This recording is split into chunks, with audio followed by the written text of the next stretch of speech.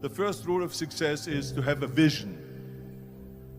You see, if you don't have a vision of where you go, and if you don't have a goal where you go, you drift around and you never end up anywhere. It's like you can have the best ship in the world, you can have the best airplane in the world. If the pilot or the captain doesn't know where to go, it would just drift around. It would not end up anywhere, or most likely in the wrong place. So I was very fortunate that I stumbled onto my vision. I mean, as you know, I was born in 1947 in Austria after the Second World War. And I didn't really like Austria when I grew up. I couldn't wait to get out of there. I couldn't see myself becoming a farmer or a worker in a factory or anything like that. Even though my parents wanted me to stay there and have a normal life. My father wanted me to become a police officer like he was. My mother wanted me just to stay there and marry a girl with the name of Heidi, hopefully, and have a bunch of kids and run around like the Van Trapp family in The Sound of Music. But that was their vision, not mine. My vision was totally different. I felt that I was born for something special, for something unique, for something big. You know how great it felt that I knew where I was going? Imagine the majority of people don't know where they're going. It's when you have a goal, when you have a vision, everything becomes easy. Because remember that in America, for instance, when you study, you will see the percentage of people that like their jobs. 74% hate their job in America. Now, there is not much different when you come to Europe. The majority of people don't like what they're doing because they're really not doing it because they didn't have a goal and they followed this goal. They just aimlessly drift around, and then all of a sudden there's a job opening, so they get that job because you have to work. But then when you work, it's a chore. It's work. It's not fun. So if you think about, only a quarter of the people really enjoy what they're doing in life. That is unbelievable if you think about it. So I felt so blessed that I knew what I was doing. It's like a medical student that studies and knows he wants to become a doctor. You know where to go. So I knew where to go. So people always ask me, when they saw me in the gym in the pumping iron days, they say, why is it that you're working out so hard? 5 hours a day, 6 hours a day, and you have always a smile on your face. The others are working out just as hard as you do, and they look sour in the face. Why is that? And I told people all the time, I said, because to me, I'm shooting for a goal. In front of me is the Mr. Universe title. So every rep that I do gets me closer to accomplishing that goal, to make this goal, this vision turn into reality. Every single set that I do, every repetition, every weight that I lift will get me a step closer to turn this goal into reality. So I couldn't wait to do another 500-pound squat. I couldn't wait to do another 500-pound bench press. I couldn't wait to do another 2,000 reps of sit-ups. I couldn't wait for the next exercise, for the next half hour of posing and all the kind of things that you have to do to be a champion. And with the age of 20,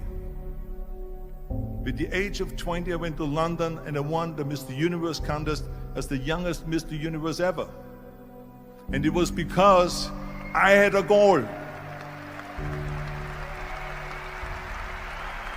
So let me tell you something, visualizing a goal and going after it makes it fun.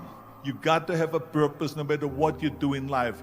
You got to have a purpose. So that's rule number one, have a vision.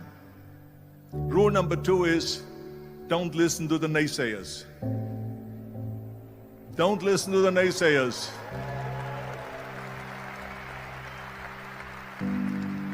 Everything I ever did, the thing that I heard out of people's mouth was, that's impossible. That can't be done. Or no. So whenever someone said to me, it can't be done, I heard, it can be done. When they said no, I heard yes. And when they said it's impossible, I heard it is possible. I'm a strong believer of what Nelson Mandela said, that everything is always impossible until someone does it. Well, I'm going to be the one, I said to myself, I'm going to do it and I'm going to show it to them. Maybe it has never been done before. That's perfectly fine with me. But I'm going to do it. And I did not listen to the naysayers. The next thing, the third point that I'm going to make to you is, before we sit down with Jürgen and talk about the rest of the three, is work your ass off. There is no magic pill. There is no magic out there. You cannot get around. You have to work and work and work. And it drives me crazy when people say they don't have enough time to go to the gym for 45 minutes a day and work out. Or to do something for 45 minutes to an hour a day to improve. If it is physically improve or if it is mentally to improve. Imagine you read 1 hour a day about history. How much you will learn after 365 hours in 1 year. Think about if you study about the history of musicians, of composers, how much you would know. Imagine if you would work on a business, on some business that you want to develop every day for an hour. Imagine how further along you will go and get. So it drives me nuts because we have, when people say we don't have the time, we have 24 hours a day. We sleep 6 hours a day, so that gives you still 18 hours. Now there's someone shaking their head out here in front. They say probably, I don't sleep 6 hours, I sleep 8 hours, right? Or just sleep faster.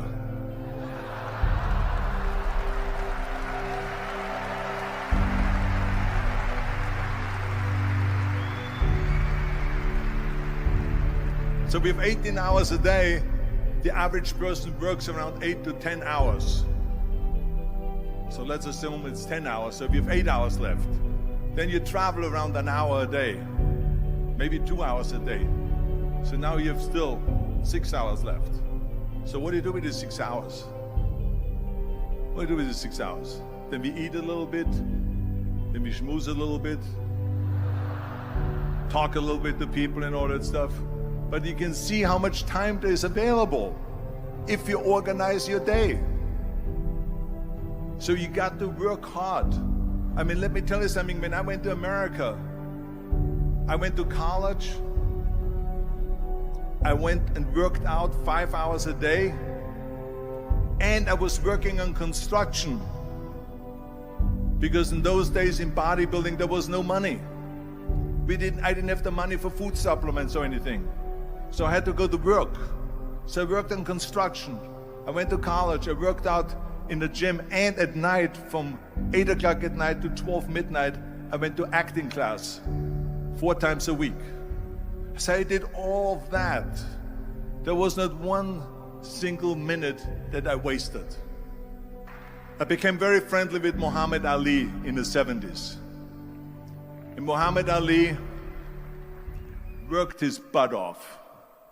And I saw it firsthand. And I remember that there was a sports writer that was there in the gym when he was working out and he was doing sit-ups. And they asked him, how many sit-ups do you do?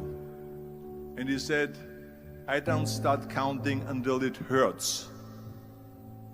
Now think about that. He doesn't start counting his sit-ups until he feels pain. That's when he starts counting. That is working hard. And so you can't get around the hard work. It doesn't matter who it is. As a matter of fact, I believe what Ted Turner said, work like hell and advertise.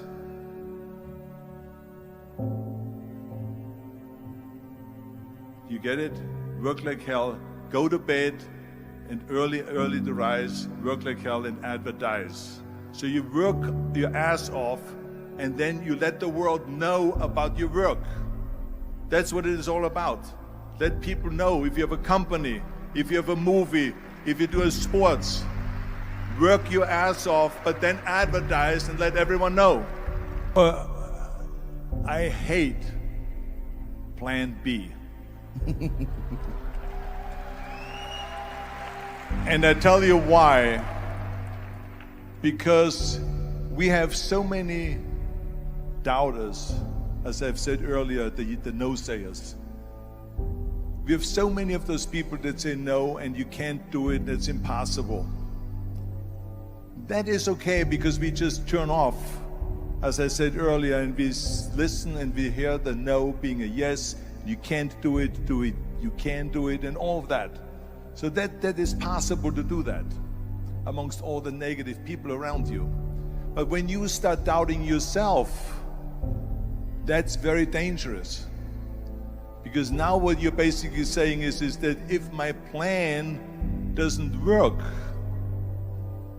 I have a fallback plan, I have a plan B. And that means that you start thinking about plan B, and every thought that you put into plan B, you're taking away now that thought and that energy from plan A.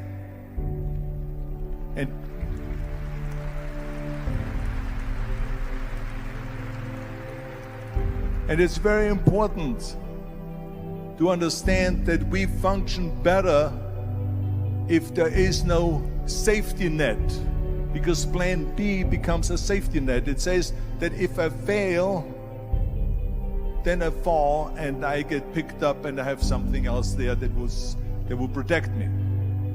And that's not good, because people perform better when there's no safety net. People perform better in sports and everything else if you don't have a plan B. To me, it is very dangerous to have a plan B, because you're cutting yourself off from the chance of really succeeding. And the reason, one of the main reasons why people want to have a plan B is because they are worried about failing. What is if I fail, then I don't have anything else? Well, let me tell you something, don't be afraid of failing, because there's nothing wrong with failing. You have to fail in order to climb that ladder. There's no one that doesn't fail. We all fail. It's okay.